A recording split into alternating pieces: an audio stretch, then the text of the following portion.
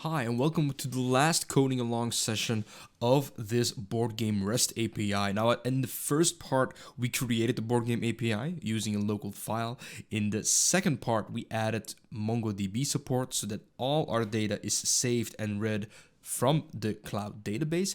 And the last part, of course, is to host our API in the cloud using Heroku. My name is Mike Drijk, and I'm a teacher at Erasmus Hogeschool Brussels. Now we're going to be using Heroku. There are a couple of other options, but Heroku is the least painful of all of them. I think Netlify is also very popular, but we have to work with different files and lambdas and configuration that makes the whole setup a bit more complicated for beginning programmers. So let's stick to Heroku for now. So I would suggest go to heroku.com, link in the description below as well, and sign up for a free account, and I'll see you on the dashboard.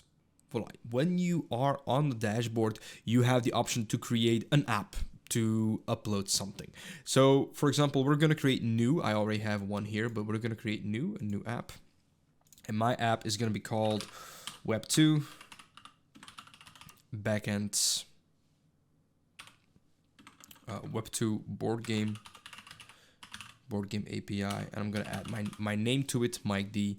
So it is available, lucky because it's a very unique name. I'm gonna choose Europe, of course. We do not need pipelines, and we're gonna create the app. Now, every app here is driven by a GitHub repository. So we'll come to that in a second. So this is the app. The deploying means that you can add your GitHub repository to it. You can use Heroku Git, it's also a very decent tool, but I'll leave that to you if you want to explore that. Or you can go to Git itself, connect to GitHub, and make sure that your GitHub is up to par. Now, we're done here for now. We are first going to make some tweaks to our current Boardgame API, the one we finished in the previous video, and make sure everything is ready to publish on Heroku and to test on it. So let's go back to Visual Studio Code and make some small adjustments. All right, we are back in Visual Studio Code with all the examples that we have.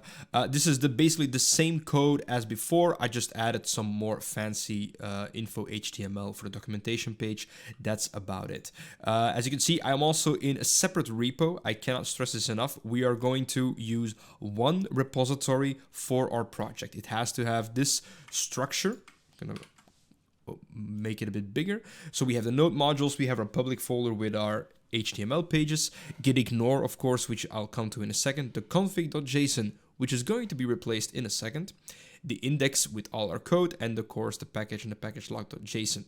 If you are working for Web2, make sure you use the repo destined for the project, for the course project. There is a repository called backend.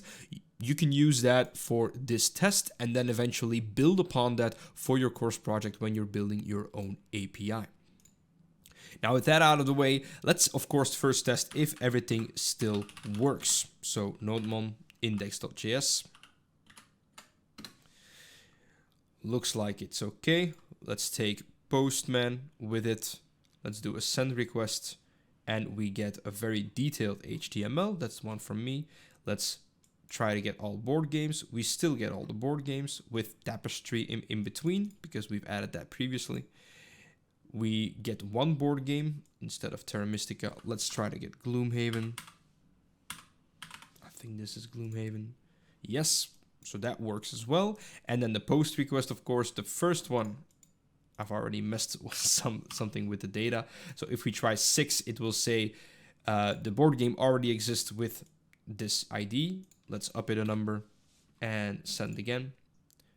That also exists for my tests. Let's go up one more, 8, and then it will be saved. We can verify that in MongoDB itself. So I will do a small refresh.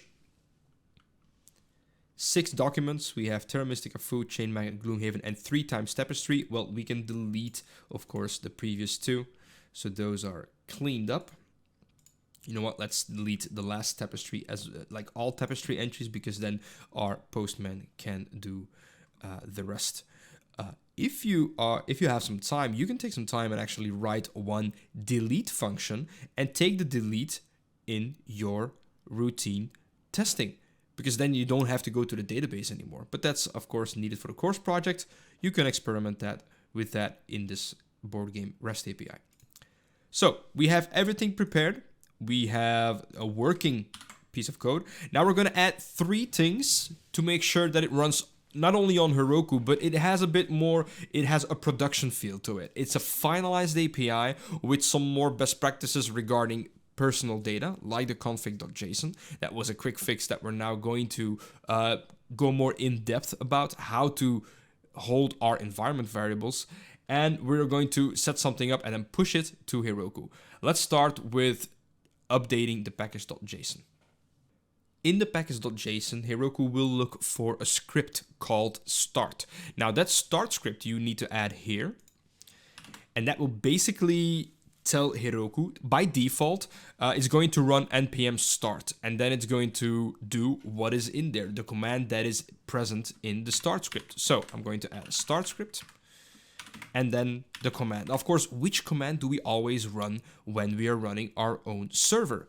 Nodemon index.js. Now, Nodemon is something we use on our PC, but if we are running it regularly, this would be the command, node index.js. So if we want Heroku to start our server automatically when we deploy, we add node index.js.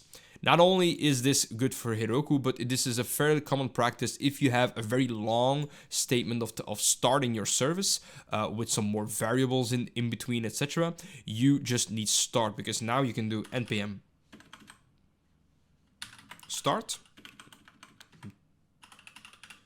press enter, and it will execute node index.js, and our API is running again. Voila.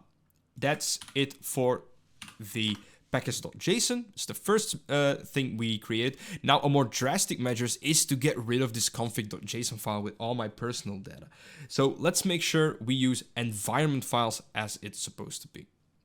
To work with environment files, we need a package called .env. So let's install that first, and I will tell you in a second. npm install .env, .env. You can install that.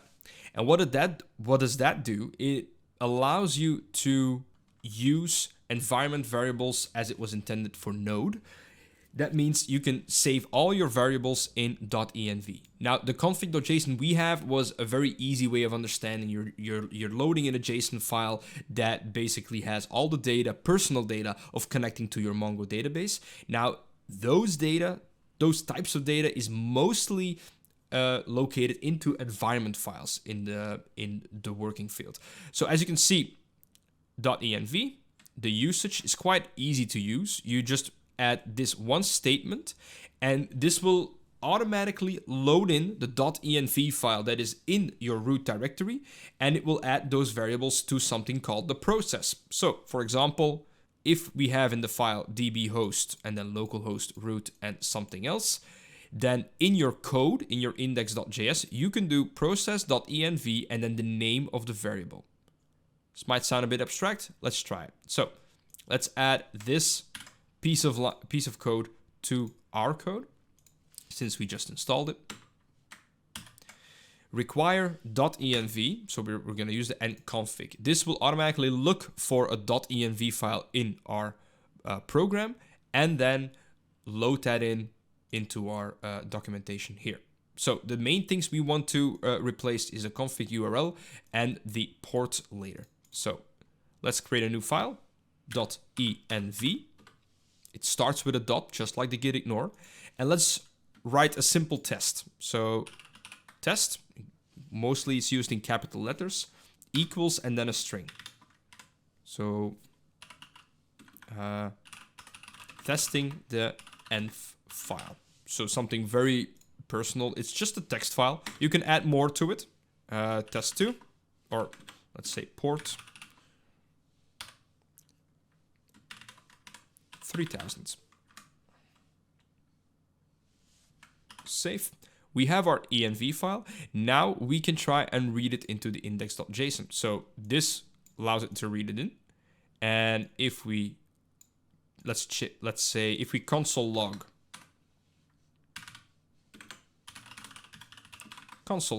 the test. So process.env.test.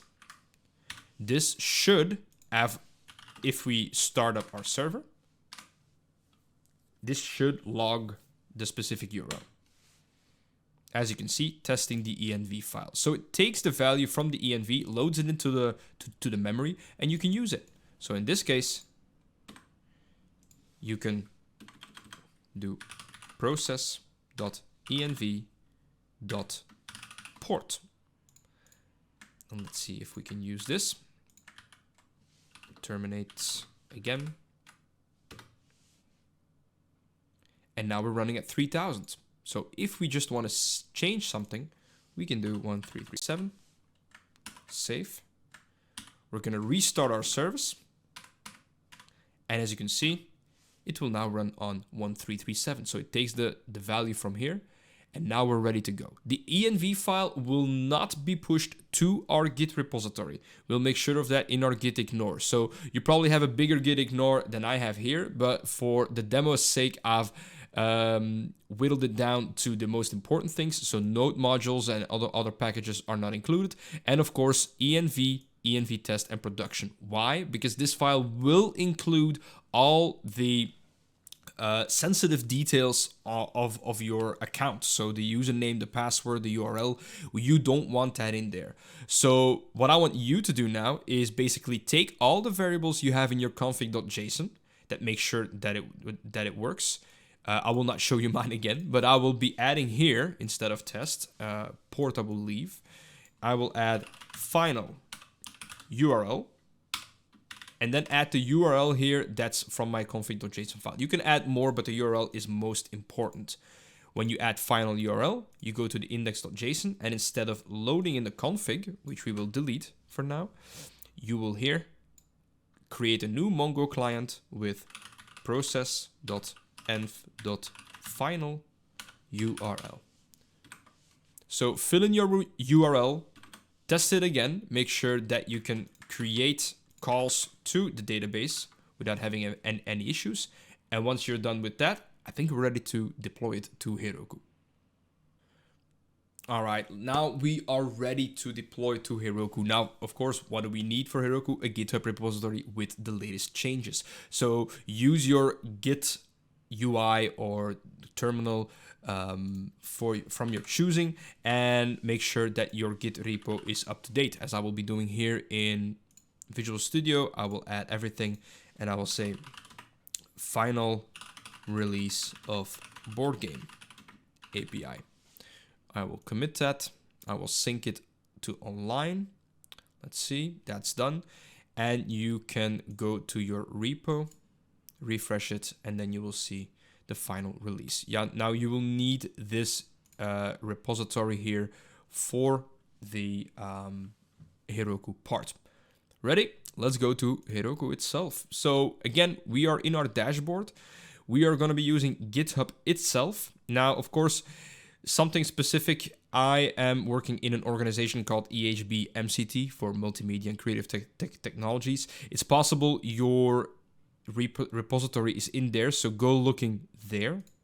I'm going to go there. I'm going to look for Mike de Rege, which is my specific one.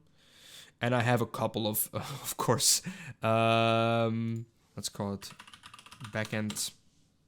Let's see if I have, yeah, Web2 backend Mike de Rege. I have that. I can click connect, and this will connect to my API. And now basically I have linked my GitHub repository to this. If you get multiple pop-ups of saying authorization, normally everything should be okay. If you're a student of Erasmus Hogeschool Brussels and this part is blocking you, make sure you contact me for more information. Now, what are we going to deploy? We are going to deploy the main branch. Now, eventually we will be using feature branches in future courses. At this point, I only have the main branch to deploy. So as you can see, choose the branch to deploy, main, and you can do automatic deploys, which we are not going to do at the moment. And what do I want to deploy? Well, I want to deploy this branch. You know, let's just click on it and see where this takes us. This will do a couple of things. This will bundle your code. It will install Node. It will install dependencies. And this is the cool thing about Heroku. It automatically understands that this is a node project without any settings at this point.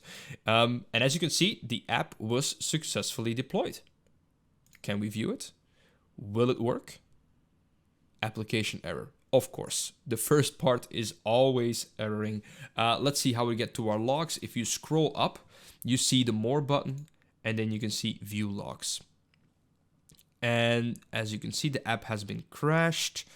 Let's go first to our settings. We are going to set up our ports and everything. So in this case, we have configuration values. This is the replacement of the .env file. So if we did port here and we typed 1337, it would use that port. Now ports we leave alone because the free version of Heroku does not like it when you set ports for them. So I think it just runs on port 80, so just the regular URL. What we do need though is the final URL. I think I called it final URL. Let me check. Final URL, yes. So the final URL is the one that we're gonna be having to pass in here. So let's try this, add it to it, and I'm gonna hide it, of course, and then retest again, redeploy, and see if it works. All right, I have added my personal final URL in this configuration file. So just final underscore URL and then the whole Mongo string that's needed to connect to the database. Now, normally this should do it. So if we click on open app on the top here, I'm going to start this because this is really my favorite application. I'm going to open the app and look what we get. We get our demo page. So again, this is our documentation page. So this is something taken from a free template. So you can use it as you want. I have not finalized the documentation, but that means it works. And how do I know it works? Well, if I go here and add the affix of board games and press enter, I get all the board games. So they are retrieved from my database, and I see Terra Mystica, I see Food Chain Magnet, and I see Gloomhaven. So that works. And now the cool thing about it is this URL can be used in any web project. So if the neighbor next to you in class is thinking like, you know what, I want a new API to work with. Well, you can give him your URL now, this one here, with decent documentation, so he or she can call your API for data or even save data in it. So let's test our complete URL now with the new, let's test our API now with the new URL. So I'm going to copy paste this. I'm going to copy paste the URL and I'm going to go to Postman to make sure we update all our API routes and that we can still test locally and remotely at the same time. All right, we have our collection of the Boardgame API, and as you can see in the root, we have our local host. Now, this is not correct anymore. We need something like this, the HTTPS in here. So this is the new URL, web2 Boardgame API miked.herokuapp.com. If I send to this, look, it's working perfectly. If I do /boardgames, board games, then that works as well. Perfect. We have hosted our own API. Now, what if you want to test multiple things? Now, in our collection, we can add variables. So if we add a variable, let's close this documentation for now. We can add a new variable, for example, called base URL, the base URL to test by. And it has an initial value of, for example, localhost. I think, let me check, this is HTTPS. So I'm going to do the full URL, http //1337. So this is the URL if we are to be using it for, I'm just going to paste this here for a second. This is the URL if we're going to be using it locally. So make sure that both of them are correct, persist all, okay. And I'm going to be making another variable, base URL, with the web2 one. So with the online Heroku URL. So if we want to test Heroku, we can just unclick this base URL, and now it's going to take these ones. Now we have to change our requests for that. So as we can see in the root, instead of typing this constantly, we can just do base URL. I'm just going to save this. Don't forget to save this, because then everything should be auto-completed as well. No, base URL. Okay. So that means if I do a GET request to this base URL, I get my, apparently my variable has /boardgames behind it. We don't need that. /boardgames. So just take the regular URL without the board games, and then it should be fine. So root, again, if I send, I get my, I need to save again. Save, persist, send, and now I get the HTML file. So this is my base URL. Again, for all the board games, we're just going to replace everything before the specific endpoint with base URL. That means that if you want to test it with Heroku, you can just go into the collection settings and just check mark these. If you are locally testing, you can just do check mark these, and everything will be called with localhost. For example, at the moment there is nothing running in localhost, so that means if I try to get board games for localhost, we get the sending request connection refused because it could not find a running API. So if we're gonna again move to the Heroku URL, save and persist, and then we do our callback and we get all the data back. So this is a very easy way of making sure that you have a valid testing environment for both locally and Heroku. Now you're wondering probably, okay, so I have made all these changes in the URLs. That's okay, but if I want to make a change to my code here, let's say I want to add something more here. I want to update the error message if something went wrong, ! So I have made a change. What do I do now? Well, it is as easy as pushing it to the GitHub repo. So you push it to GitHub, update of error handling. This is a new update. I add all the files that I want in my commit. I commit this and I push it to the cloud, or I push it to the repo. Now we go back to our GitHub. If we refresh, then we see our latest, or we should see, update of error handling. My main branch has been updated. So that means I can go to Heroku, back to deploy, and I can just manually deploy again. You can do automatic deployments so that each time you push to main automatically, then it will refresh Heroku. Personally, I'm a fan of deploying manually because then I know if something goes wrong, certainly for the small scale projects that we do. So if I click on deploy, it will redeploy from the main branch. It will retrieve all the data, deploy it. You wait here until it's done. As you can see here, it's installing dependencies, node modules, building, build succeeded. So in a couple of seconds, it will be updating the system here. It's launching and it is deployed. If I want to view it, I click on the button on the bottom, or I go to the top and do open app. And now I should be able to test if my errors are different. Now, I can assure you it is, but that's the process of updating your API on Heroku. I hope you learned a lot by this last coding along session. So again, we started from nothing, created a REST API, coupled Mongo to it, and now we have a fully working REST API in the cloud with Mongo connection that other people can use and you can keep building upon. I hope you like this series. Of course, I should do the YouTube thing and say, if you like it, like, share, and subscribe to all this material that I provide here for mostly Erasmus Hogeschool Brussels. And if you have any questions, talk to me in class or leave a comment below. Good luck.